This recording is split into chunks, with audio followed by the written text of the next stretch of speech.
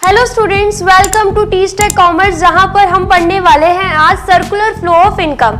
Circular flow of income नाम से ही आपको समझ में आ रहा होगा कि इनकम यहां से जनरेट हुई, यहां से गई और यहीं पर आकर पहुंच गई। ठीक है, जिसे हम चार्ट के थ्रू समझने वाले हैं आज। तो सबसे पहले अगर हम हाउस होल्ड्स एंड फर्म्स की बात करें तो घर पे जब भी हमें जरूरत पड़ती है पैसों की तो हम क्या करते हैं, पहले काम करते हैं तभी कमा पाते हैं। तो हाउस होल्ड क्या करेगा, फर्म्स के पास जाएगा, वो भी सर्विस देने, काम करने, जिसे हम क्या बोलते हैं, फैक्टर सर्विसेज, जिसके बदले में फर्म जो है वो हाउस होल्ड को पेमेंट करेगा, जिसे हम इकोनॉमिक्स की लैंग्वेज में बोलेंगे फैक्टर पेमेंट। अब पैसे आ गए हाउस होल्ड के पास तो उसके बाद वो क्या करने वाला है, खर्चा करेगा।